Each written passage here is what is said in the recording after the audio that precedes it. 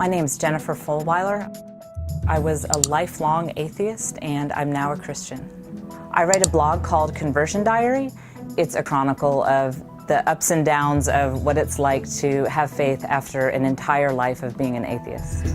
I never believed in God, not even as a child. When my dad would come read books to me at night, I believe I was in 4th or 5th grade, and our nightly reading was Carl Sagan's Cosmos. So I was very much raised on a diet of science and reason and evidence-based rational thought. You believe what you can prove. I believe that I have hands because I can see them. I believe in a black hole, even though I've never seen one, but science can tell us about the way matter moves around it that we can observe. And so this very rational worldview always made sense to me on a fundamental level.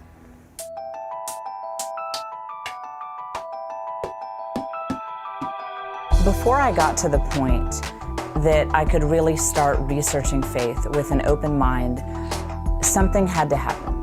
And for me, that occurred after my first child was born. I looked down and thought, what is this baby? And I thought, well, from a pure atheist materialist perspective, he is a collection of randomly evolved chemical reactions. And I realized if that's true, that all the love that I feel for him, that it's all nothing more than chemical reactions in our brains. And I looked down at him and I realized that's not true. It's not the truth. I didn't know where to go from there, but that's what prompted me to start researching topics of spirituality. I got my books about Buddhism and about every religion except for Christianity, basically. I assumed that anything could be true except for Christianity.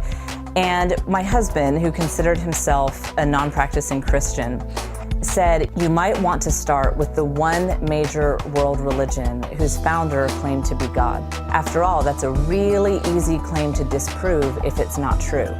And I thought, well, that's a fair point. I was such a through and through atheist that I have to admit I was ignorant of all these great Christian thinkers. What about Thomas Aquinas? What about Augustine? What about Descartes? I mean, all of these great thinkers throughout history were not only theists, but Christians.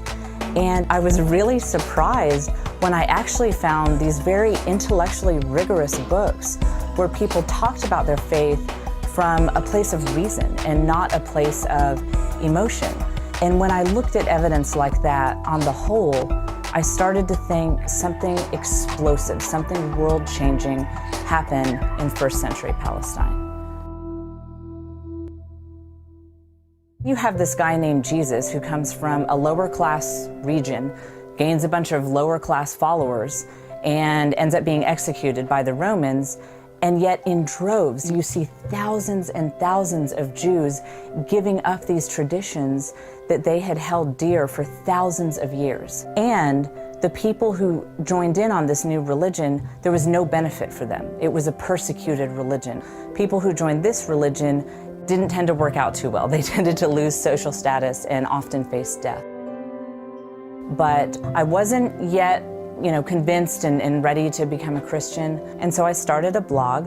I just threw out every hard question I could think of. I just put it all out there on the blog. And as I would watch the atheists and the Christians go back and forth and debate, I realized we atheists, we don't have the lock on reason that I thought we did. But what I saw with the Christians was they had that too. They had all the knowledge of science and material world that we atheists did, but yet they had the total picture of the human experience of love and triumph and hope, and they could articulate that in a way that the atheists couldn't.